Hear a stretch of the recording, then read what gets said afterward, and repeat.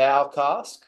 Then we'll be jumping to the Baltic Porter, and then we'll slot in the small batch, and then from there we'll go into the Indian Pale Ale. So that sort of first four brackets probably a good one to if you do like pre-pouring and giving them a bit of air. That's probably a good four to sort of start with. So that's the Duval cask, then the Baltic Porter, jumping into the small batch, and then the Indian Pale Ale. And of course, as we go through, we'll make it pretty clear when we're pouring and when we're chatting about them and that sort of thing. It's a good session, huh? Yeah, it's going to be a beautiful session. Really, Jono, do me a favor, just add the Muji Social in there, and we'll do those 5, and then we'll have a break. Fantastic. That sounds good. So we'll add the Muji Social in there as well, the 15-year-old Explorers edition from Japan. So first little 5 to start on there, and then we'll crack into the last ones. So let's get some whiskey in our glass. I'm going to pour the Duval in there now, and we'll get it all underway. If anyone's got any questions throughout the tasting, like we always do, just shout out, and we'll get through it all. Just to put it on the background, I think everyone knows pretty much about Teeling here, but since the Jameson Revolution, which put Irish whiskey on the map, I mean all the brands were like massive. What Teeling brought in was the first distillery, small distillery, back on the day. They bring a bit of innovation and small production into Ireland. So that's how, we come to the love of Teeling pretty much. That's it. Amazing. Rob, well, we might jump over to you now, Rob. Yeah, for sure. So, yeah, I mean, I wouldn't be doing my job, and I won't get paid unless we talk about Teeling. So let's do that up front, and then we'll jump into the whiskies and talk about them specifically. But yeah, just to reiterate, Teeling is the new generation of Irish whiskey producers. Let's be honest, Irish whiskey was once the biggest whiskey in the world, and then basically all but disappeared. It fell off the radar dramatically in the space of one person's lifetime. We went from 80% of global whiskey production to less than 1%. 200 distilleries on the island of Ireland in the 1800s closed their doors, and by 1976 there were 2. And you can't do an Irish whiskey tasting at the moment without talking about the success that Jameson has had. But in all honesty, they redefined what Irish whiskey was. I'm sure Johnny will agree with this, but Irish whiskey used to be, a lot more focused on pot still whiskey, and then all of a sudden it became blends throughout the 80s and 90s. And a lot of those blends were more similar than they were different, because we were trying to catch up with the growing Scotch whiskey category.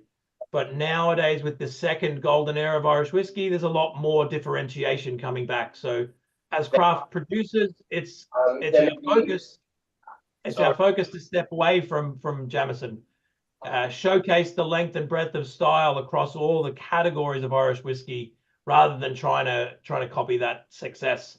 And that's very much what we do. It's focusing on all aspects of the productional process, from milling, malting, mashing, fermentation, distillation, maturation, and blending. We're almost the antithesis of a flavor-focused company. And what I mean by that is I use Macallan as an example. My wife works for Macallan, but they're an example of a unpeated single malt Scotch influenced by sherry. They do that flavor DNA real well. Yeah. For us, it's the opposite of that. So looking at different mash bills, I think we've released about 8 different mash bills at this point. Currently, 2 different yeast strains. We're triple distilled, and we do double distilled whiskeys, so not fitting into that bracket. And then something that we're definitely going to focus on with these first 5 whiskeys, we've used over 150 different types of casks in the maturation of Teeling whiskey. So looking at that as one aspect of the additional or subtractional properties when creating whiskeys, trying to figure out just exactly what's happening and utilizing it to the fullest extent of its potential. And then obviously blending and the variation within, which we'll talk a little bit about in the second half of the tasting. So yeah, it's a little bit more difficult. It's a little tough. Imagine, those 8 whiskeys in front of you at a whiskey show, and a regular consumer that doesn't really, or is new to their whiskey journey, comes up and says, I want to try the best. You have an extra line of questioning going, okay, well, do you like peated? Do you like, a little bit sweeter? Do you like something a bit odd and green or oily? So you've got to kind of really ask those secondary questions, because I guess you can imagine someone that doesn't like peated whiskey comes up and says, I want to try the best, and you lead with the peat. Because of the way the whiskey industry works, the fear is they're going to walk away not saying, I don't like that one release from Teeling. They're going to presume that all Teeling is peated and they don't necessarily like them. So yeah, there's difficulties with that, but I think one of the positives is I get to talk about over 300 whiskeys now at this point.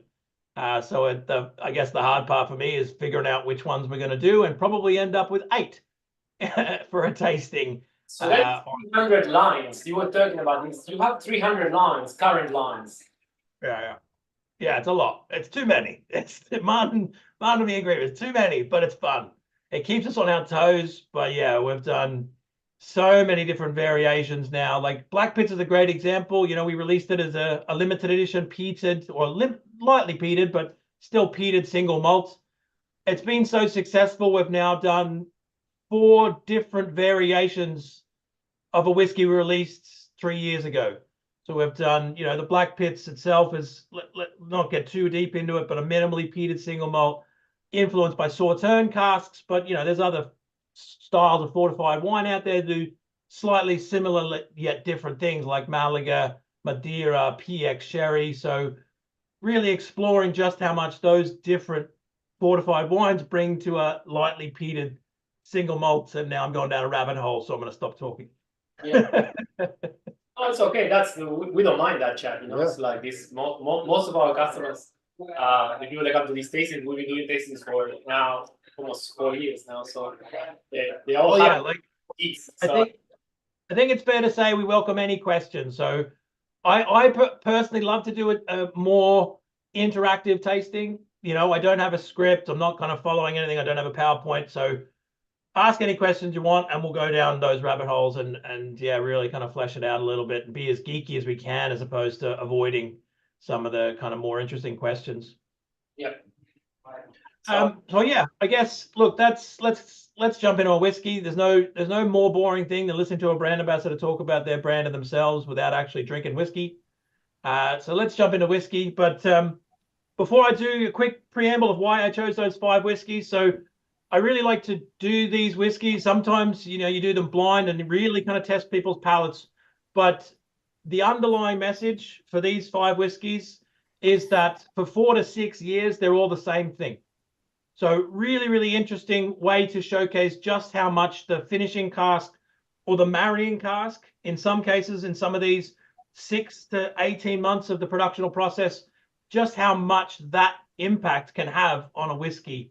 So yeah, for 4 to 6 years, these were all the exact same thing. They're all blends. They all started as 3 parts of grain, 1 part of malt, aged separately in ex-bourbon for 4 to 6 years.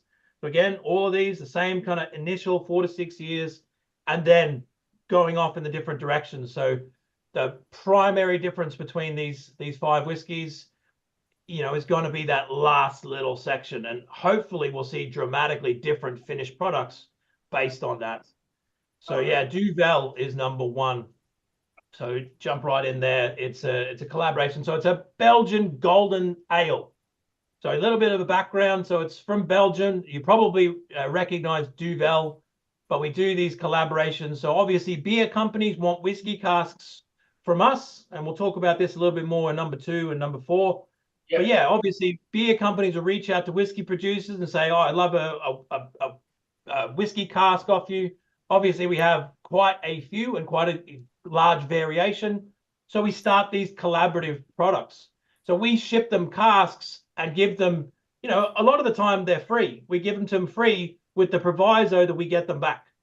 So you say, yeah, no problem. You have our whiskey casks, ship them back to us after they've been influenced by, in this case, your Belgian golden ale. So we, and then we put in the blend. So the reason that we use the blend, the reason that we use the small batch, by using the same blend, it's like a science experiment. You've got your control. So you've got your one solid kind of thing that doesn't change.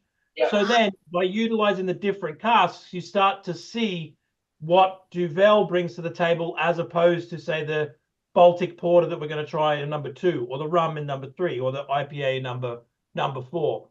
So yeah, allows us to have these unique products that are only available in certain markets, like this one for Europe, mainland Europe, and Belgium specifically. But it also allows us to learn, okay, what does this Belgian golden ale bring to the table? So yeah, from what I remember, a light and crisp kind of ale, like a little bit of orange zest, but also obviously your salted caramel sweetness, that little bit of earthiness, a little bit of kind of umami alongside not just your vanilla, your butterscotch, your toffee, but the salted caramel kind of bringing it out with obviously an increased maltiness. You're going to have malt in there from the malt component being a percentage, like we said, about 25%. But then obviously that's going to be upped with a malted beer beverage.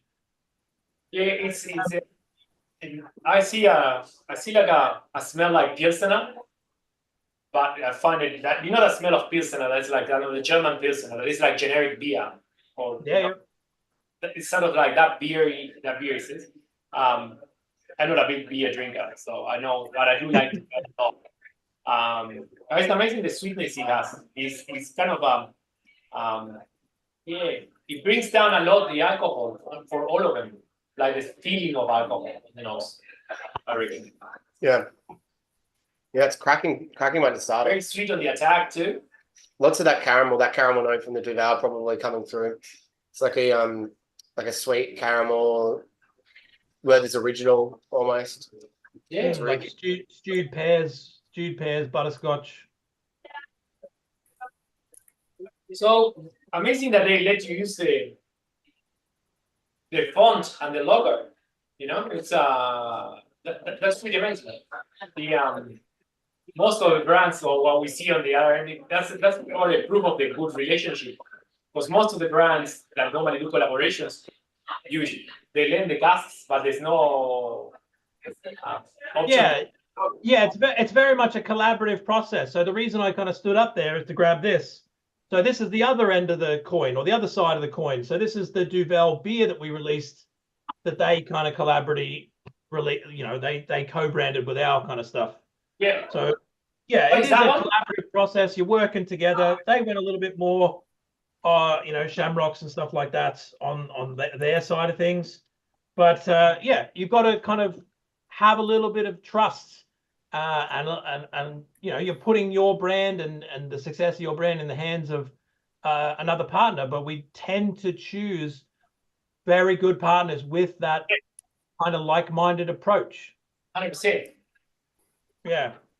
So yeah, it's a gambling, but again, you constantly work with them. So I should mention, this is actually the second batch we've done with them. So it's not the first time we've worked with Duvel.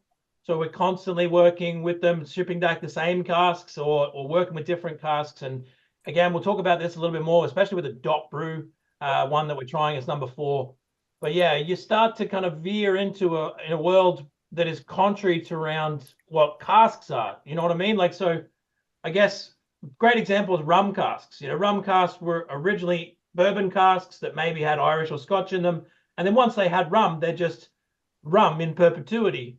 But with these beer casks, because you're talking, a matter of months, for this one, it was, 12 to 24 months in rum casks. And we'll talk about that in a second with the invariable question that gets asked. You're talking the life cycles changes quite a bit. So you can't just summarize it as a beer cask, because maybe it had golden ale, then Irish whiskey, then it went to a different style of beer, and then went back to whiskey and is a peated whiskey. So instead of, summarizing it as the last most influential seasoning, it's more that life cycle and symbiosis of the cask. So yeah, it's interesting, but like I said, with the Dot Brew, it becomes a lot more evident as you kind of go deeper into that story. Should we move to the next one so we get a chance to compare side by side? Absolutely. Yeah, Definitely. We said to most customers that on the tasting, do not finish your sample, because we go back and forth and taste and compare them. That's the whole idea of these 5 here, is to be able to compare them side by side. Yeah. Exactly. Yeah. So remembering that 3 of these are beers. So yeah, they are going to be really, really great to see side by side and taste side by side, just on, they're massively different beers, and they're going to have subtle impacts on the whiskey, but I would suggest they're going to be very pronounced and easy to pick up, and especially with number 2. This is a Baltic porter cask. So from Lithuania, it is an Imperial Baltic porter. So in terms of beer, it's going to be a dark beer, your roasted malts. So it's going to be a lot deeper and darker and richer, and it's kind of deep spice, little bit of pimento, cloves, things like that. Like think of a Guinness or Tooheys Old if you still have that down there. But yeah, so a little bit kind of deeper. But the additional one, like I said and prefaced, was that we sent them Black Pits casks. So we had peated single malt that we shipped up to Lithuania. They aged the Imperial Baltic Porter in peated Teeling casks. Then it comes back to us and we enter the blend into these casks. So this one was only about a 6 to 18 month finish. So again, you're saying 4 to 6 intro, but the finishing time, like we said, we're constantly working with them. So cask as young as 6 months and then 18. So we generally, for each batch, it's about 3,000 bottles in this run. So what's that? Roughly, let's say 10 casks. But yeah, basically, you're selecting based on age. So if you can grab one at 6, great. Then you can reuse it. But obviously, that's just not how it works with the blending process. Sometimes you need to get a little bit of a richer character, so you'll grab an older one. So we generally choose a range. Like the Duvel one, because it's the second batch, we basically add 6 months. So it's between 12 to 24 months finishing on that first one we tried. But I think with this one being a bit more of a prominent beer flavor, a little bit, a little bit more pronounced than a red ale or a golden ale, that Imperial Baltic Porter would perhaps be a little bit more impactful as an influence on this one. Your man Graham got me one of the beers, the Duvel beers, when I was last in Dublin, and I don't remember reading how long was the beer actually aged in the Teeling cask for. Oh God, you caught me there. Let's see if I can find out. Yeah, I'm not sure. I probably should find out. I would only say a few months based on the information I have from other breweries. But for the Duvel specifically, I don't have that answer to hand. I wouldn't say it's longer than a year for sure, because obviously they want to add a bit of ABV and a little bit of flavor, but they don't want it to, completely overpower their flavor DNA. So a lot of the cases that we have, it's generally about 6 to 18 months based on how quickly we get the casks back. But again, your wiggle room is dependent on those. And because we have so many of these different products, talking about their products is difficult. But yeah, I'm not sure. I'm trying to look over the packaging here now. So both of them were originally peated casks? Yeah. Right. Yeah, but different Teelings. Different Teeling casks. Yeah. Yeah, it's amazing. Like I said, they'll reach out to us. Like, for example, like the Dot Brew that we're going to try, number 4, I think he's now used about 6 or 7 of our casks, all different. So single malt, the previously held white wine, the Black Pits, the small batch obviously being our core one, some red wines. So yeah, it comes a little bit more throughout the consistent collaboration with these partners. So yeah, it starts to vary quite a bit, and those date ranges, you tend to give a lot more a spectrum, because you don't have a definitive answer, because it changes from batch to batch. Right. It's a great little side by side. I mean, you can see such vast differences in them. The sweetness of the first, it's almost like sort of tin peaches now, and then the Baltic is a lot more robust, isn't it? There's like lots of cocoa nibs and dark chocolate, that sort of thing. There's like some rolled oats in there as well. Super malty. Mm. It's like Irish whiskey extra malty. It brings that, like, it's very, very interesting, like the change. Yeah. The first one is like works with the Irish florals, like it kind of exponentially brings the florals up. The second one, there's no florals, but it's just rich and big, really, really good. And this, right. So the next one that we have, this would be the blank canvas, right? Sorry, which one's this one? Number 3. The small batch. So this is our flagship product. So the reason I slot this in here, I wanted to break up the beer cast a little, but again, thinking a bit forward. So this is our flagship. This is the control that I was talking about. So this is a blend finished in Central American rum. So it's a completely different seasoning. So we're going to get a lot more fruitiness here, a lot more rich kind of rum raisin Christmas cake, but also some deeper wood spice. So instead of your nutmeg and cinnamon, we're going to get a little bit more clove, cinnamon, nutmeg, and maybe even coconut. But the reason I kind of slotted in here rather than starting with it or going to the next one is because the next beer cask that we're doing was originally in small batch casks. So we're going to see if we can pick up some of these elements in the next one. So yeah, it's going to be a lead in.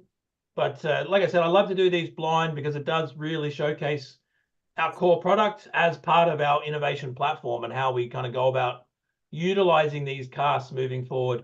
And again, like the beer, we're tasting 3 different beer casks, but rum that's not a catch-all either. We've done about 8 different styles of rum finishes as well.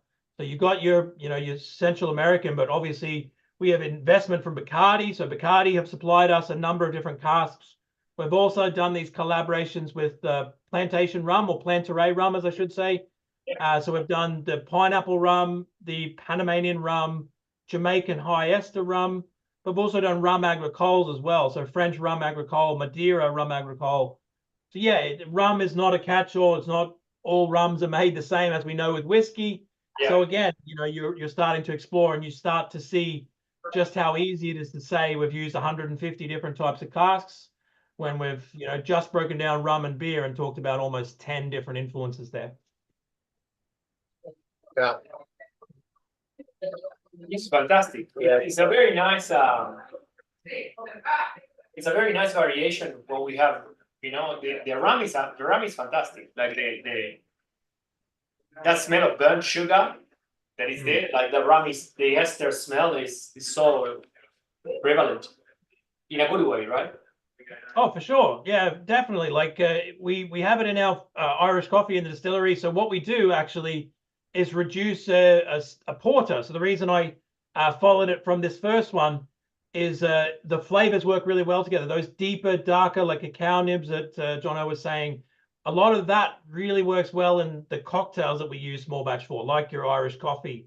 Think your deeper, darker coffee, the brown sugar that you just mentioned, as well as our sweetener, but then taking that quality and upping it a level. So using a stout, so a local Dublin stout from Dot Brew, the next one we're going to try, we reduce that down, add the brown sugar and the spices, and that becomes the sweetener in our small batch Irish coffee that we sell in the distillery. Before we go into the next one, I want to ask, let's go first with John, the Irish whiskey man, the Aussie Irish whiskey man. Canadian Irish whiskey man, absolutely. Yeah, What do you think of the lineup so far, Johnny? Number 1, number 2. Yeah, I really did like the Baltic Porter cask. It's amazing, like, that it's still such a light colour. So normally you take on some of that colour from a porter beer, but it was much more complex finish on it. It was absolutely wonderful. And the Duvel, absolutely loved it. It's so much different. What it's doing, because were you saying that was small batch that was put into those? Yes. Yeah.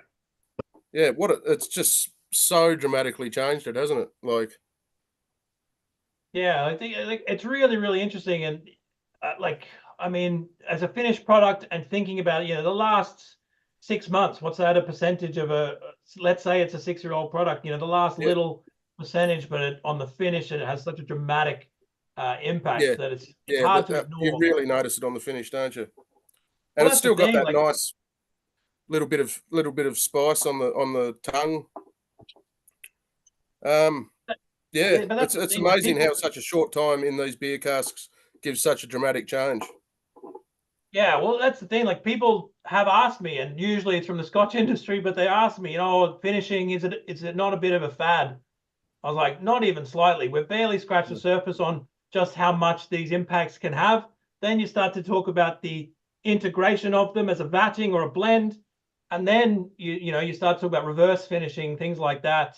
Not to mention, you know, the different alternate woods that, you know, we can use, as well as, you know, the more and more craft spirits, beers, wines that are starting to become cask influence, like your white spirits. You know, the more, like, for example, like, just to touch on those last 2 points, we did a rye gin finish. So gin, not normally a barrel aged product, a white spirit, but we worked with a Finnish gin made from rye that was barrel aged, and then put our Teeling whiskey into those. And what we learned from that one was, after 2 weeks, we put whiskey in, and after 2 weeks, it just tasted like gin. We're like, oh, great, we've just made gin.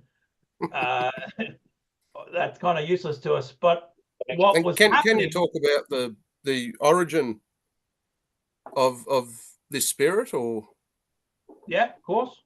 Yeah. So what do you mean? Like the malt is from Dublin and the grain is from Great Northern? Or do you want to talk deeper than that?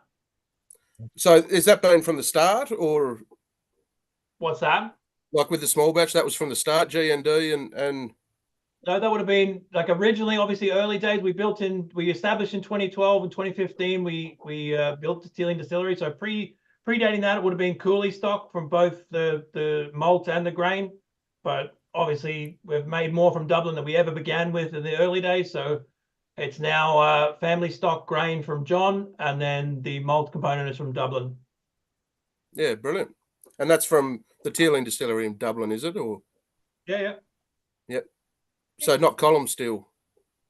No, that'll be GND stock. That's John Teeling's distillery. Yeah, yep. Wow. So this is very, as John said, it's very interesting to see the differences. Yeah. So the next one that we're going to taste now is the Baltic Porter. Baltic Porter, and I know we're going a little bit quicker than we normally do, but we'll spend a bit of time with all of them in the glass, and we do have a 8 to sort of work through as well. So we've got to keep ourselves a little bit timely, but we'll definitely keep going back through and enjoying them all as we go too. Because the biggest learning part is the crossing, of course, yeah, cross-examining all of them. It's a fun. Yeah. So just, Baltic. Just quickly, I was going to ask, with the grain, is that like, what grain is it predominantly made from, the grain spirit at G&D? 95% corn. And what, 5% malt? Yeah, 5% malt, just to alleviate having to use artificial enzymes. So yeah, right, yep. So yeah, this next one is a Dop Brew IPA. So originally would have been small batch casks, so ex-bourbon into rum into Irish whiskey, then went to Dop Brew. They aged an IPA, so it's an India Pale Ale. So we hopefully will see a lot more hops in this one. So you have bitter green hops, a little bit more present in this one. And then back to small batch. So the reason we followed small batch is hopefully because it's, you know, bookending this particular finish, both pre-beer and post-beer, we can start to pick up a little bit more of that fruitiness alongside the kind of, I guess, all powerful hops. Whoa. It's very, you know what is it? I've been tasting this, what is the most amazing part is none of them have lost the Teeling DNA. When you normally taste beer aged Scottish, not just beer, but whiskey is finishing in cask. When normally the Scottish industry what does is all fortifies, right? They normally all lost the DNA of the distillery. It could be anything in there, you know. Well, I think that's the fear of doing things like that and like, again, you know, if you'll excuse my pun, you know, our flavor DNA is a bit more fluid, you know, because we're doing peated whiskey and malts, and we're about to go into our malts, which are very fruit forward. Yeah, you do have an underlying distillery character, but again, you know, like I said, we're grabbing stuff from John Teeling's distillery and our distillery, so we maintain that, but we don't like to be defined by it either. So yeah, there's an underlying element, especially in our pot stills, malts and peated malts. But again, it's that exploration of these influences as well that is equally as important. Yeah.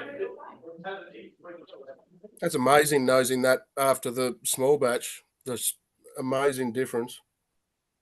Yeah, a little bit more kind of fruitiness than the first two beer casks. Yeah.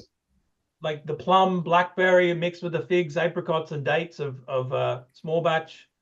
little bit of black pepper, maybe, from Mm. what I remember anyway. Yeah, totally. It Lots, has like lots, a, lots it of has fruit. like a hay or hay bales or what's that's part of the malt. I don't know, husk, like a cereal husk. Yeah, totally. And it's quite pretty as well. There's, for me, Yeah. get all that. There's lots of dandelions and floral notes in there as well. Yeah, the floral notes come through on the nose, don't they? I find it like herbal tea, like chamomile, more like Resinous grapefruit. yeah, what? Grapefruit. Resinous. Grapefruit. Resinous grapefruit. Resinous grapefruit. Like We grapefruit gotta syrup. print this, not on camera here. It says resinous grapefruit, which I don't know what is that one. Grapefruit syrup. Grapefruit syrup. Yeah, Okay. grapefruit syrup. Nice. Not to discount the good esoteric tasty note too, the ones that are purely situational. Like it smells like my grandmother's front room during Christmas. I love a good esoteric. tasty note. 100%. We love those ones. Like my chicken burgers, my chicken lettuce. Chicken burgers. Burger, lettuce, bottom of the Burger King bag. Yeah, bottom. Yeah, called McDonald's chips. Yeah, we all know those ones. Yeah, and yeah. So now we've tried the 3 beer casks. It makes a good one to go back to try number 1, number 2 again. Again, remembering they're all the same core blend and they're all finished in beer. But again, just how much variation within beer you can really see and taste for yourself. And I'm always worried with an IPA that you get too much hop coming through, but that really doesn't overtake anything in this. Yeah, I'll be dead honest. I remember the first barley wine that we did, which is kind of similar to IPA in that it's got a tremendous amount of hops and a higher ABV. I remember that one, and yeah, that one probably would be more along the lines of what you were expecting from something that says IPA. It was real hoppy, the grapefruit was there, but a lot more bitterness than I think Alex expected. But yeah, I mean, like a lot of our distilling team have brewing backgrounds. So Alex Chasko, our master distiller, master blender, was a brewer by trade. So we do take a lot of influence from the beer industry, especially in those first elements of the production process from malting and fermentation specifically. So it's interesting now that we're talking on the topic of beers. There's no whiskey, but it's a case of whiskey with beers. Have you tried? Now you saw this trend to use bread, but these bread standards they just go a bit wild, but beyond like what the Belgians do. So have you tried whiskey with these sour bready beers? And does the alcohol in the whiskey highlights all that funk? Or just No, we haven't really kind of jumped into that trend because there's a lot more kind of commonplace things that we're focusing on, like so getting a little ahead of ourselves there. Crystal malt. So crystal malt is famously a kind of additive that you do. So again, looking at barley and malted barley as coffee, so the different way you treat it. So take, say, Glenmorangie Signet, for example, they use chocolate malt in the mash bill. So we've done that. We've done crystallized malts. So again, when you think about the malting process and germination, you're submerging the barley in water. And obviously to stop that process, you use heat, right? With peated whiskies, you use a peat-fueled fire. Yeah. With unpeated malts, you use an oven. But what you can also do is raise the temperature of the water. So think about that water and turning on a hob. You're stopping the germination process, but you're crystallizing the sugars. The problem with that, however, is those are now unfermentable sugars. We're kind of similar to what you're talking about, but yeah, you're crystallizing those sugars. They're unfermentable, so it's an additive that isn't then turning into yield or profitability. So the main reason that it doesn't see much use in whiskey, but it is seen in beer, like Smithwick's, for example. Smithwick's is a great example of a beer that contains a measure of crystal malt. It adds like a tutti fruity mango-like quality to red ales, things like that. So we're doing things like crystal malt, crystal rye, as well as chocolate malts and things like that, peated pot still. So we'll start to do a little bit of variation in there in traditional kind of beer practices, as well as yeasts. Yeast is something that we're looking into. So we currently use a combination of white wine yeast and distiller's yeast, but we've currently got a few different home brews in the lab running with different yeast strains. to be able to test, you know, because your fermentation of whiskeys can be a little bit higher. So your temperature can be a little bit higher. So it kills off natural yeast strains. So we're looking into things that, you know, you don't want to lash a load of, say, champagne yeast into your fermenters, and it just kills it off and gets superseded and overwhelmed by distiller's yeast, which is that workhorse that converts sugars at a high percentage. So there's a balancing act there that we're currently working on. But I guess going back to the point of the science experiment, you don't want to make too many changes in variables, because if every batch you're changing the mash and the fermentation and distillation and your cask, it's harder to determine where the changes or where the influence from each change comes from and how you can isolate that and then utilize it moving forward. Yeah, so not introducing multiple sources of variation. What's that? Not introducing multiple sources of variation. Yes, yeah, exactly. So we did a lot of cask stuff, but just in the last few years, with the really coming into fore with the distillery, we're focusing a little bit more on the mash bill side of stuff. So yeah, the crystal malt, things like that. So with this tasting that we have just almost completed there, you're talking, you know, the same distillate in different casks.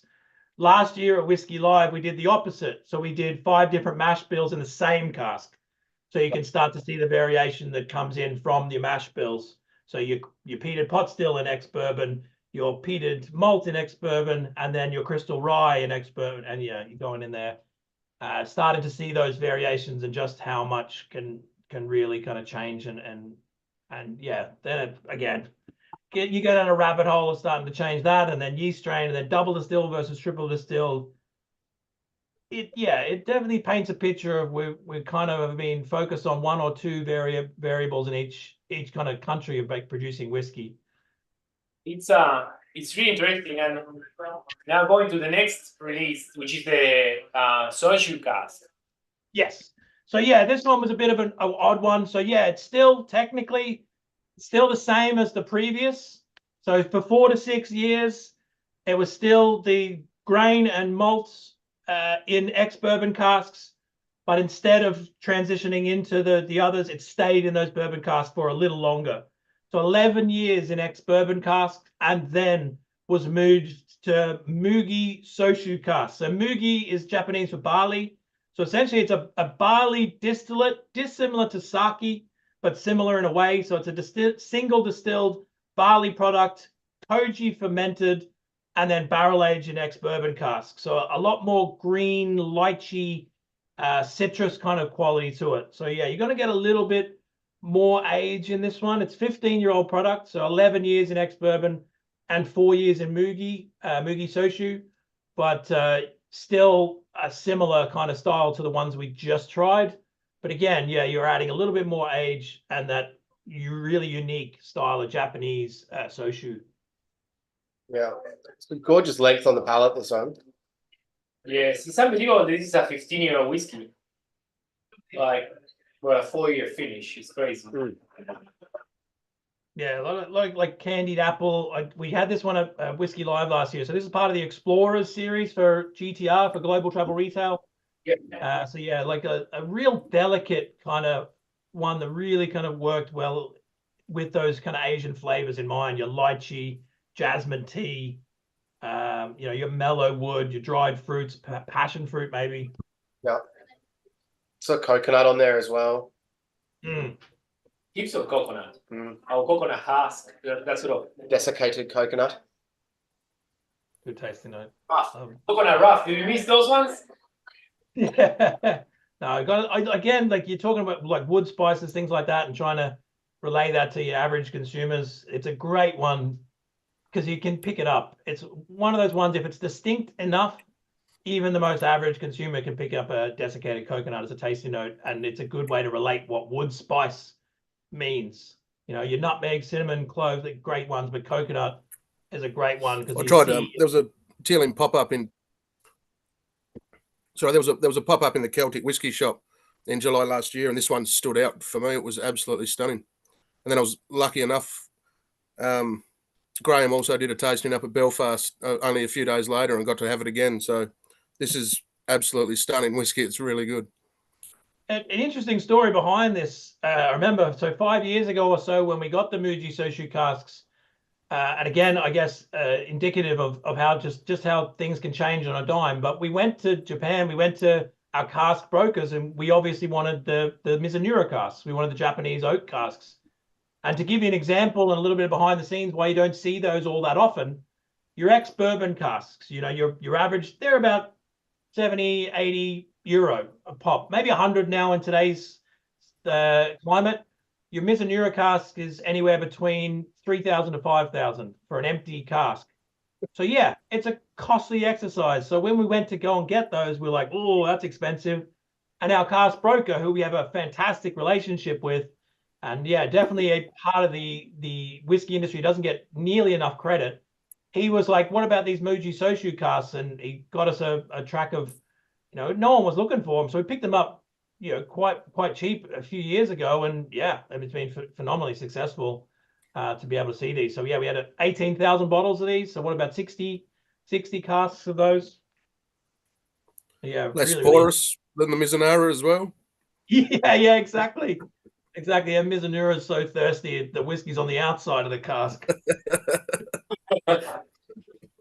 Jesus punch. Yeah, no, I like this one. Yeah, delicate. It's an odd one to do in a tasting because you kind of almost want to start with it, but then starting with a 15-year-old is almost contrary to the way that everyone likes to do a whiskey tasting. But I think a good way to kind of put a bit of a gap between our blended section and then into the malts now next. Yeah, it's delicate, elegant whiskey. It's really good. What's your favorite, John, at the moment? Sorry? What's your favorite at the moment? I mean, I've been waiting to try this 15-year-old again because I really remembering that was a standout for me. But I've still got to tell you, the finish on that porter cask still stands out to me as well. That was a really nice finish on that. Yeah. You know what I get in the porter cask? I get an agave flavor. I get like this green agave, like from Blanco tequila stuff. So that herbaceousness, kind of green pepper, sort of, yeah. Certainly, yeah, in the palate. Very, very interesting because none of them is like bold, like fortified style. It's like they are all very dense. Great. Yeah, very Showcasing that. very refreshing, I must say. Yeah. So, Yeah, the guys we work with in Lithuania, so they're partners of our importer named Genis. It's actually the third time we've worked with them. So they did a chocolate porter to start with. Then they did their own peated imperial porter. But this is the first time that we've done a product in cask that we've given them, if you know what I mean. So previously would have been cask they sourced from elsewhere, then given to us. But this is the first time it was us to them to us, and then us back to them again. Yeah, good guys. sounds like a good place to go, Lithuania. We have a great partner there, so it definitely makes it worthwhile. Like one of the coolest whiskey shows I ever did. It's a whiskey show that you went to and you didn't see the massive brands taking off entire wings of an auditorium. Everyone had the same footprint, regardless of whether you had one SKU or 45, and whether you had 10 million euro or a euro yourself. So yeah, really cool show that allowed you to kind of take a step back from the marketing stuff and just focus on the whiskey. So yeah, I definitely have a soft spot for Lithuania. That sounds like somewhere we would like to go one day to a whiskey show in Lithuania. Absolutely. There's a lot to do there. It could be a lot of fun.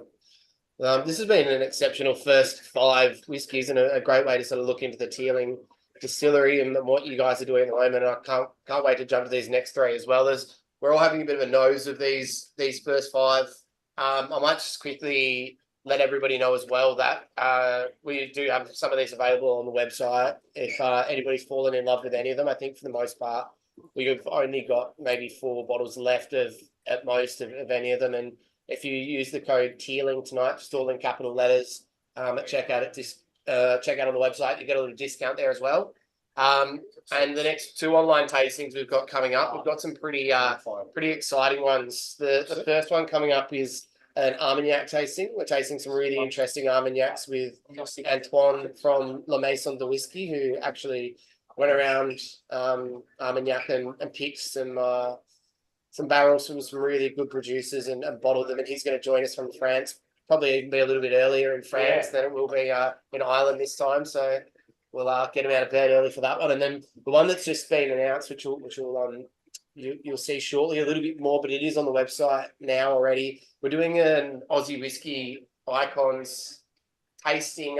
I think Australian whiskey on the world stage is what it's called, basically around the premise that in the last sort of 3-4 months we've had a lot of distilleries taking out some big accolades on the world stage, one of which is Johnny Holden, who's here with us, and then the other ones that are going to be in the tasting, Starwood, David Vitale's going to join us, Hellier Road. He's David excited of Pickens, joining online. got the Backwoods guy, so all different styles of whiskey from different regions of Australia, and kind of encompassing and showcasing where Australia is at on the world stage. It's more like a round table. Well, it's pretty special to have very special. all these guys come in and do it all together. I reckon it could be one of the most sort of definitive Australian whiskey tastings online ever, really, with the caliber of everyone that's joining and everything like that. So that's not one to sleep on either. Definitely get around that one. That's going to be a very good one. Yeah, thanks, mate. That's number 6. Number 6. All right. So now we're going into malt whiskey, right? Exactly. Yeah. So it's malt time. So yeah, all these next ones is a good example of those influences as it, on the other end of our spectrum. Because again, you're doing the experimentation and stuff at the blended level, keeping them cost effective is great, and you get your limited editions. You also learn, but then what do you then do with those learnings, which is all important. So yeah, this is a good example into our age statement stock. So starting with the single malts, so it's our core range single malts, but I have to include this one because I've just talked about all the different cask influences, all aspects of the productional process. Yeah. There's no better example of how they all come together in symphony than our core single malt. So the breakdown of this one. So your mash bill contains the crystal malt that we talked about. So a percentage of the mash bill of this whiskey is crystal malt. So yes, it is all single malt. Yes, it's all malted barley, but just let's say 30%. Again, it varies from cask to cask, but let's say 30% is those crystallized sugars. So we should start to see a little bit of tutti frutti, mango, kind of tropical fruit notes from that. Yeah. We also have the white wine yeast is going to be very prominent in this one. So your esters of passion fruit and pineapple are going to be quite prominent from that yeast strain. And then it's triple distilled. So from what we've learned in Teeling, doing both double and triple distilled, the biggest trade-off between double distilled and triple distilled, or the biggest drop-off in flavor that we see from second still to third still, is heavier fusel oils from mash bill, namely peat. So again, we've done a double distilled and a triple distilled version of the same peated malt. One is 15 parts per million. The triple distilled one is 35, the double distilled. And they're both bought in at 55, which we know from the Scotch whiskey industry is where we measure ppm. So yeah, I guess in the Scottish style, they're both technically 55 parts per million, but you're seeing a difference between the double distillation and triple distillation. So I always kind of liken that to the difference between Scotch and Irish. I think a lot of people presume Irish whiskey to be a little bit more light, fruity, inoffensive. I think that has more to do with triple distillation than it does geographical differences. If you take Auchentoshan from Scotland, move it down to a triple distilled category, and then take some of the double distilled whiskies from Ireland, especially your Connemara from Cooley or maybe even Waterford, move that up to Scotland, you start to see a difference there, not in geographical differences, but that productional difference between double and triple distillation. And then finally, based on this whiskey, this is a balance of 5 different cask influences. So you've got ex-bourbon, you've got virgin American oak, but you also have ruby port, so a little bit lighter style of port that is a little bit more kind of ripe red fruit comparatively to tawny. Then you've got Carcavelos, which I really want to highlight because the next whiskey we're going to have is a Carcavelos finish. So Carcavelos is a style of white grape fortified wine from Portugal that is legally distinct to port, as we've been told, and had our knuckles wrapped by the country of Portugal, because it's not from the region of port. So you can't just call it white port, which we did and got in trouble for. It's Carcavelos, which is from the region of Carcavelos outside of Lisbon. But it's 3 distinct types of white grapes, obviously then fortified with an aguardente made from those. So that's Carcavelos, and then the final influence is Madeira. So again, another style of fortified wine from the island of Madeira, off the coast of Portugal. So your 3 different fortified wine influences. But yeah, there's a lot going on there. Some rich, ripe ginger spice from the Madeira, a little bit of tropical fruits from the Carcavelos. So in all, with the crystal malts, the white wine yeast, and the Carcavelos, I think is very tropical in terms of fruitiness. Very rarely in single malt do we get to talk flavor notes of passion fruit, pineapple, papaya, mango. Super tropical. It's amazing. The nose on the Carcavelos is fantastic. Stunning. Yeah. Like, again, remembering that and obviously keeping a little bit in your glass. The next whiskey we're going to try is a 21-year-old single malt finished in Carcavelos. So we can start to see, the impact there on this whiskey. So yeah, another good side-by-side there of showcasing what Carcavelos will bring to the table. It's also like the crystal malt. The crystal malt brings is the crystal malt used widely in Ireland? Like a style? No, the only time it was used, remember Bushmill 1608? It was a blend named for the license they got up in 1608. So that's the only time in Irish whiskey history you've seen crystal malt used as a whiskey. But we recently released crystal malts. I don't think I even have a bottle yet, but we just released the crystal malts, as a product in the Dublin airport. So we're starting to really flesh that out and explore that as a category. So I just tried that. That's absolutely amazing. They Yeah, had a bottle down at the Shelbourne Bar in Cork. Nice. You run to Mark there, Mark Lanrigan? Yeah, what a legend he is. Yeah. I actually poached one of his staff members down here to Tassie's, but I replaced it with a Tassie girl, so he doesn't hate me. That makes sense now. I was wondering what made him move all the way down to Australia. There you go. Oh, Thomas is down here now. Yeah. Nice. But yeah, no, like having those there, like at Whisky Live, we'll have the crystal malt, the single malt, and the 21-year-old Carcavelos, because it is a great way to showcase, again, elements of what is the symphony of our core single malt. Really fleshing those out. But yeah, the core single malt is a great example of all those different aspects at play. Showcasing the skill of Alex and his blending team. Yeah, it's absolutely so well balanced. Sorry, John. I didn't want to interrupt. Sorry. You're right. You go. I wanted to ask some of the non-industry audience, but you continue. If you finish. I ask later. Yes, you finish. You finish the whiskey instead. That's it. I wanted to ask some of the non-industry audience. Maybe, I don't know, David is there from Tassie, another Tasmanian. More Tasmanians, yeah. Yeah, more Tasmanians. We're taking over the world. Yeah.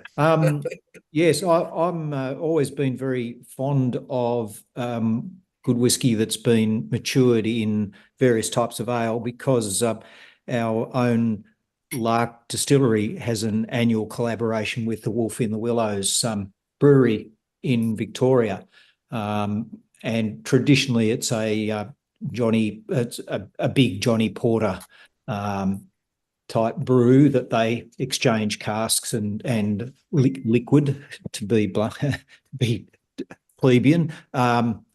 And having them side by side as a Boilermaker is just one of life's great pleasures. I'd have to say these before us tonight are incredibly nuanced by comparison. They're beautiful, delicate whiskies. When I poured the first 5 and nosed them quickly before they warmed up, I thought, I've got the DNA backbone of the Teeling across the 5. but it's been fascinating to see how the variation is evolving across them. I'd have to say I haven't had a Duvel for years and years and years and years, because it's a beer you could stand your spoon up in. You don't have many in a sitting and stay erect. I should say upright. But I must admit, possibly because it's the first one we had open, it's had longest time to develop in glass. It's my, just shall we say, a nose ahead as my favourite tonight. Thanks for giving us the opportunity to taste a diverse range of superbly crafted whiskies. Yeah, absolutely. Thank you, Dave. Good synopsis. Yeah, very, very good synopsis. I reckon we need to get a couple of Duvals to try this one with a Boilermaker sometime. I think that's the way to go. I'll be there. I'll fly over. We should get our mates from Colonia swapping some casks, and we do well, this needs to go to Lance for Australia, but we work out a release, and we do it on. Yeah, we get the beers on tap. We're already planning the next one. Yeah. I like how well you integrated with the whiskey. It's like, it's not like, yeah. I actually do like that. It's we try a lot of whiskeys, and the newest fad for the last probably 6 years has been the finishes. But they always take over all the flavor of the whiskey. It's always the whiskies gone. Could be anything. This one is interesting having all of them side by side, because it's just there's a common denominator which you end up working out is the Teeling backbone. Yeah, I think it speaks volumes for the skill that Alex, our blender, has. And again, the evolution of constantly having to remake our whiskies and constantly given that freedom to make different whiskies, it allows him to kind of really hone in and explore that skill. I think my job will be very difficult if he suddenly decided to leave Teeling. So let's hope he hangs around for the long term. As Dave and Jose said, so many times whenever a beer cask's used, it does overpower. These are just perfectly balanced, and that really does speak to the skill of Alex, because it's absolutely stunning to not be overpowered and still really enjoy it as a delicate whiskey. Really well done. I'll pass it on. He's currently working in Mexico with the agave guys, so we'll see what happens when he gets home. But all I'm seeing is photos of him on a beach. So he's working properly then. Yeah. You might know when I look at the photos, though. Yeah. I should mention, so going back to the whiskey that we're trying, the 21-year-old, so it's a fantastic whiskey, but I think as a series, it's also good to bring it up. So yeah, I think it, again, doing what we do and the Teeling kind of way of doing things, it's an interesting series because it's a series of 5 whiskeys. It will be a series of 5 whiskeys, the Rising Reserve, the 21-year-old single malts. But instead of having the focus on the age statement, I'm sure we've all been there. I've tried insert whiskey brand here's 21-year-old before. Instead of focusing on the age statement, the Rising Reserve, all 5 are going to be 21-year-old single malts. And instead, we take that emphasis off the age statement and again force it on the influence, the cask influence. So number 1, what we're trying today is the Carcavelos. Number 2 is Marsala. And then number 3, 4, and 5 look to be quite similar again with, I think, PX, Ruby, Port, and White Burgundy. I think rounding out the 5. Don't quote me on those 5 because obviously they're not released yet. But yeah, it's a continuation of what we did with the Renaissance series, which was 5 single malts, all 18 years old. Again, taking that emphasis off the age statement and instead focusing on that influence from the casks and how much you can really explore. Loving this, the 21. It's absolutely stunning. Starting to get, it's a little almost like a cheesy note on there on the nose for me as well, like a blue cheese or something just coming through for a bit there as well. Nose. But absolutely stunning. Really, really great stuff. And I think it's it's a great way to be doing it, the way you guys are taking that focus away from the age statement per se, and putting it more on the actual the makeup of the whiskey or the journey it goes through to actually get to where it hits, because that's something that will stand you well and truly apart in this landscape at the moment. Yeah. The bottle is amazing, and the cork, I must say, the cork is like it's heavy. Like that's like You wouldn't want to throw that at someone. I want to. Yeah, I was going to say the cork's a bit of a weapon, all right. Yeah, melt it down. Might have a little bit of value. So it's amazing the blue cheese note that you say. It's a bit of rancio. Yeah, it's that sort of rancio, blue cheesy gorgonzola. Not like Roquefort stuff, more like milder blue cheese. The good stuff. The good stuff. Yeah, I've definitely come across a few Teeling over the years that have that lovely kind of blue cheese aspect to it. There's certain batches of our single malts, like you can see the dates on the bottles, especially the single malt there. Certain people look for certain year releases because they are looking for that blue cheese kind of quality. Yeah, there's a couple of mezcals as well that pick up a similar sort of note, and they just absolutely fly. I think there's some people just have a big fascination, and I can see it. I do as well with that sort of profile, even though it might not be something that a lot of distillers would always go to try and find. It's just a unique little spot. At least 20-year-old. This is single malt. So this what release year was this?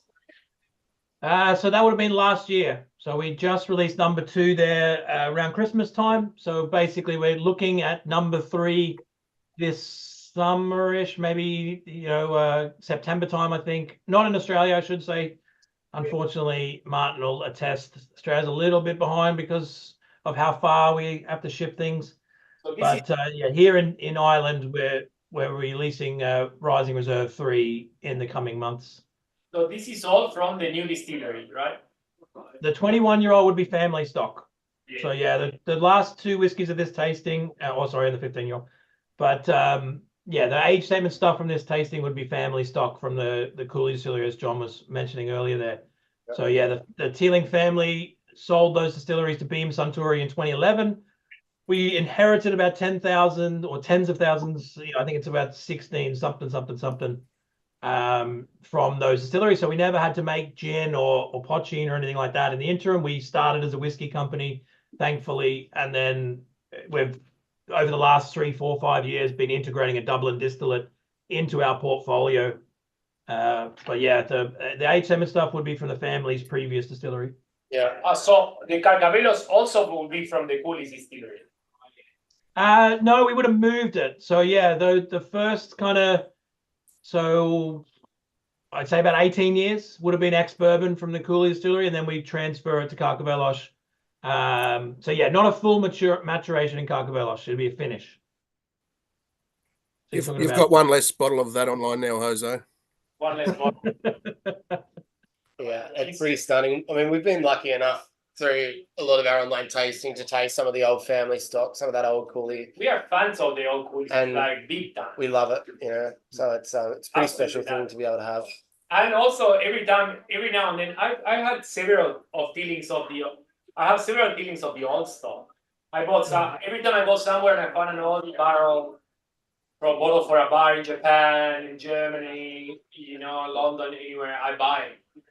We have had several here. We love them all. Like it's the amount of tropical fruit. What John was doing was unbelievable. The delicateness of the peat, if they're peated as well.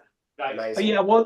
So both of those points are very telling and almost like you're leading. But yeah, I don't know how many people have the 30-year-old as part, but based on what you've just said, like there has to be a story based on the 30-year-old. Because and again, do you mind if I jump into the 30-year-old, or do we have to? Let's jump into the 30-year-old. The 30-year-old obviously has a little bit of a higher price tag than the other ones in the tasting, and rightfully so. So it was an option to add it on. Some of you may have it. Some of you might not have opted for it. Sorry if you haven't. If you have to sit here and hear us talking about it, but you can always come by the store and have a dram anytime. We've got it open here if it really starts to tickle your fancy, or the chats about it as well. Yeah, so yeah, apologies for that, but for those that do, yeah, the story behind it. So yeah, like we said, the Cooley Distillery was bought by Beam Suntory. We inherited stock when we moved across, and then yeah, Alex was in the process of determining, okay, what do we have? How can we use it? What's going to be the core range? All these different things. And I remember he has this great story about how he found these 20-year-olds. So they're roughly 20 years in ex-bourbon, and they, like you said, Jono, they were minimally peated. You're talking 4 parts per million, so real delicately peated malts. And Alex was like, okay, well, I think what could be really good. Let's put them in fortified wine casks. And he wanted Sauterne. So we wrote letters to French vineyards and French wineries saying, can we please buy Sauterne casks? And this was early days. We hadn't established ourselves yet. None of them replied to us. No French vineyard replied. And the letters were written in French and all that jazz. But yeah, no, none of them got back to us. So it was the our cask broker. He was the one that put us in contact with them, because obviously cask brokers, again, this part of the industry that no one really talks about, but they're the middleman between bourbon distilleries, rum distilleries, wine distilleries, beer distilleries. They're the middleman, and they put us in touch with the vineyard that we got Sauterne off. So we finally got our hands on the Sauterne casks, and we put this 20-year-old whiskey into Sauterne. It was released as a 21-year-old early days with our old logo. It was quite a good whiskey, but it was 24 years old that it really made a difference. So 3 years in Sauterne, we released it as a 24-year-old product. It was bottled in 2016, but in 2018, it won World's Best Single Malt at the World Whisky Awards. Obviously, that puts a massive spotlight on Teeling whiskey. We're the first Irish whiskey to ever win World's Best Single Malt. And yeah, it definitely just blew up. And, when you win those awards, everyone wants a bottle. Everyone wants to try the whiskey. And yeah, I mean, to give you a sense of how it leads into the 30-year-old, we didn't take all the allocation out of those Sauternes casks. So basically, the 20 years in ex-bourbon, moved to Sauterne for 3 years, and then let's say we took a percentage of those Sauterne casks that would become the 24-year-old, a good portion was left behind, because we didn't think we were going to win World's Best Single Malt. We thought it was a great whiskey. It's only about 6,000 bottles, that batch. So yeah, what was left in those Sauterne casks continued to mature and age. So yeah, basically with the 30-year-olds, what we're tasting is the older brother, I guess, of the 24-year-olds, of the whiskey that won World's Best Single Malt. So the difference being is a little bit more pronounced Sauterne influence. So I would say, a little bit less peat of an already delicately peated less single peat malt. from that 24. But yeah, a little bit more fruit. So a little bit more apricot and peach, and like a juicy peach too, I think. From what I remember, again, it's been a long time since I've got to try the 30-year-old. But yeah, such a fantastic single malt. With Jono, we always talk about these senior whiskeys. Like, totally like style of whiskey that changes that differentiates from anything. And this is like that style. And you don't achieve this level of refinement very rarely in Scotch whiskey at the age of 30. Normally, it needs to go older to get these compounds that are so polymerized that create this umami on the nose, umami on the palate. Like, it's just unbelievable. It's just stunning. Yeah, just yeah. And we have, just because of that, whatever happened through that sale of to Beam Suntory, that a lot of casks end up on other independent bottlers. So so there's more availability of 30-year-old plus, from the Cooley Distillery. That I think this it's just unbelievable what Cooley was giving, and the fact that you guys have stock of this, still is like just such a plus. Oh, we're massive fans. Huge.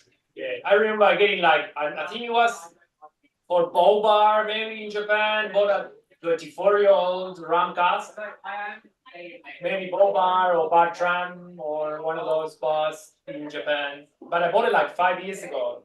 So this would be like also the similar batch, Yeah, I mean, there's a little bit of it left. You know, we're talking, you know, less than maybe 100 casks of the real old stuff. Your 1980s, early 1990s stock left. Like anytime I go up to the warehouse, the pile, you know, the row of those old stocks keeps getting lower and lower. But we're starting to use it a little bit more intelligently. Like, you know, again, we get people reaching out all the time. You like you said, bonders and stuff that want a cask of that stuff to build out their portfolio. There's a bit of it floating around. John sold some of his allocation to different people and different brands as they're up and coming and slowly investing in their own distilleries. But yeah, we've got some access to some pretty special aged whiskeys. I think we're releasing a 40-year-old later this year, which will be, you know, one of the oldest Irish whiskeys that isn't from Middleton available. So yeah, really, really exciting to be able to draw from them. But yeah, they won't be around forever. But what's important to know is, yeah, that the Teeling distillery stock is now 9, turning 10 this year. So it is, you know, we're starting to get to that level where we're coming into our own as a distillery, learning what we've been able to experiment with. And yeah, we're, you know, thankfully with the integration, we'll still have some until we have our own 21-year-old stock. Yeah, That'll be, that'll be pretty exciting. And that 40-year-old, that sounds extraordinary as well. 40-year-old, I can't believe that'll be. Um, Yeah, you need to save us a bottle. Yeah, I won't even get to try that. Maybe me and Martin will have to go to the distillery on the right day and get Alex in a good mood to get to try that one. But yeah, I seen it being bottled there, and I was like, oh, that's, you don't want to make a mistake there. We can come with John. Is that the 40-year-old, Rob? Yeah, yeah. Yeah, I actually sent a sample to our Japanese customer, and he came back and said it's the best Irish whiskey he's ever tasted. And I mean, coming from Kaz, that's actually like Three Rivers bottles some of the best stuff in the world. So I was very impressed. And now I'm keen. So let's do that. Or maybe we need to put on some balaclavas and go into the distillery and take a few bottles. Yeah, I'm sure Alex has got like 50 mils lying around. He won't miss one or two. While Alex is in Mexico. yeah. Exactly. Let's get the Spirit Thief. We need about a 500 ml bottle for Whiskey Abbey so we can do a tasting. So. You know, Martin, you should come to Whiskey Abbey this year. I know I've heard great things. And by the way, I hadn't seen you guys since we were 20 whiskeys deep in Singapore back in November. So good to see you guys again. And yeah, good times. Oh, hopefully, if not Whiskey Abbey, hopefully I'll see you guys back in Singapore later this year. So this is the thing. We do Whiskey Abbey 2 weeks before Whiskey Live. So you got a chance to come here, spend a week doing trade, and go back through Singapore, do Whiskey Live, and then fly back to Ireland. He's got it all worked out. I got it worked out. You know, with Arthur, we organized it actually at the same time for the same reason. I told Arthur, I said, I want to do Whiskey Abbey either before or after Whiskey Live in Singapore. So 100%, it's genius. I mean, if you want to get all of the Scottish guys down, the Irish guys down, it makes sense to have your show around other shows in the region. Because they won't come down twice on opposite ends of the year or whatever. So 100%. What do you think, Rob? Would you like a trip to Australia, Singapore? I mean, it's been a while since I've had a chance to go down. When was the last time? It was South Korea, like 2 years ago. Yeah, I think it was probably November, December, actually, the year before. Yeah, and you would have done Whiskey Live Singapore that year as well. We'll keep it in mind. Yeah, we'll talk to the Teeling brothers. Yeah. See what we can line up. I'm halfway there. What? I'll send you a formal invite by email with a PDF. Inviting you. No, do because we're sort of mapping out the plans for the second half of the year. We haven't quite got there yet, but I mean it's helpful to know what's happening so we can kind of build schedules around it. Masterclass at Whiskey Abbey for a Teeling masterclass. Yeah. You know, got Robert, got Rob. You know, doing his thing. I reckon that'll with be a masterclass, pretty special. justifying it. Yeah, 40-year-old whiskey masterclass. What I might do now is just say thank you to all those who are watching on Facebook Live and on the recording on YouTube or anything like that.